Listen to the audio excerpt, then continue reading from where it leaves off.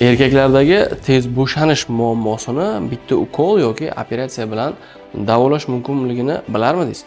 Xo'sh, bu aynan tez bo'shanishning sezuvchanlik bilan bog'liq. Ya'ni olat boshchasidagi sezuvchanlikning yuqoriligi sababli kelib chiqadigan tur hisoblanadi. Ya'ni bu tug'ma hisoblanadi. Ko'pincha sizda avvaldan nechadir soniyalarda yoki o'sha quyon tezlik deyishadi kimdirlar, skorostrel deyishadi. 1 minutga bormasdan, 1,5 minutga bormasdan tugatadigan aloqa bo'ladi. Ya'ni olat boshchasi sezuvchanligi juda ham yuqori bo'ladi.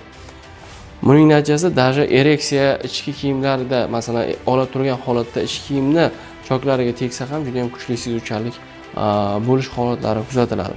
Ya'ni bir xil vaqtlarda 4-5 ta kirib chiqishda yoki 10 ta kirib chiqishda erkak kishi bo'shanib yuboradi.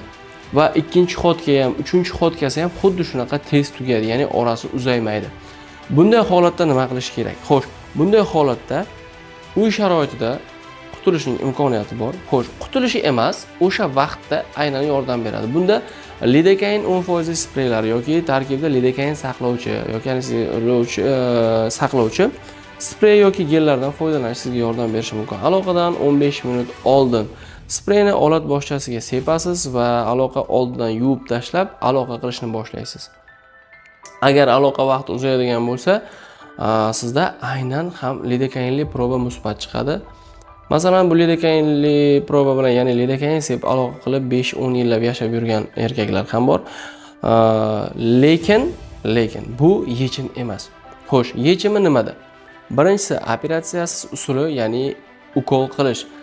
Filler yordamida, ya'ni gialuron kislotani a'zo boshchasining teri ostiga qilib chiqiladi va teri va tashqi muhit va nervlar orasida sun'iy to'siq yaratiladi.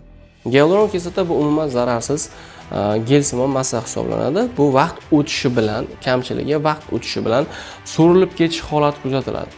Ya'ni 6 oydan 18 oygacha bu olat boshchasida sezuvchanlikni pasaytirib turish vazifasini bajara oladi va undan keyin so'rilib ketib qoladi. Va bu odamning organizmining o'ziga bog'liq, uning qancha muddat turishi. Ikkinchisi bu selektiv denervatsiya amaliyoti. Ya'ni siz bir marta operatsiya qildirib, bu muammodan umrbodga xalos bo'lishingiz mumkin.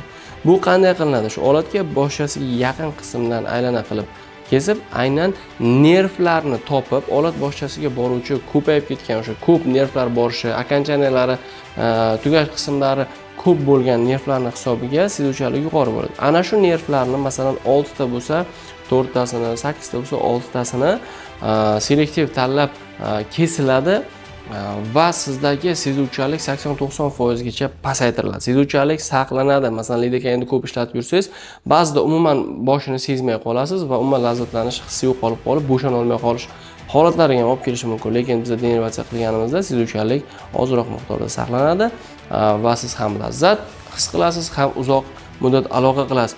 Xo'sh, sizda tez bo'shanish muammosi bo'ladigan bo'lsa, aynan sezuvchanlikning yuqoriligi va lidokain spreylar sinab ko'rganingizda aloqa vaqti uzaygan bo'lsa, bemalol bizga murojaat qilishingiz mumkin.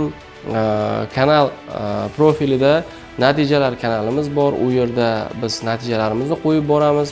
U yerda denervatsiya qilingan bemorlarni ko'rishingiz mumkin va siz tez bo'shanish muammosidan xalos bo'lishingiz mumkin. Va eng qizig'i, bu bizda kelgan kuningizdayoq qilib beriladi, mahalliy og'riqsizlantirish bilan amalga oshiriladi, hech qanaqa narkozlarsiz va o'sha kunning o'zidayoq siz bu operatsiya yoki o'sha filler aplikatsiya usulini qildirib uyingizga ketishingiz mumkin bo'ladi. Sizda tez bo'shanish bormi? Bemalol bizga murojaat qiling, professional tarzda sizga yordam beramiz va butun umrga tez bo'shanish muammosidan xalos bo'lasiz.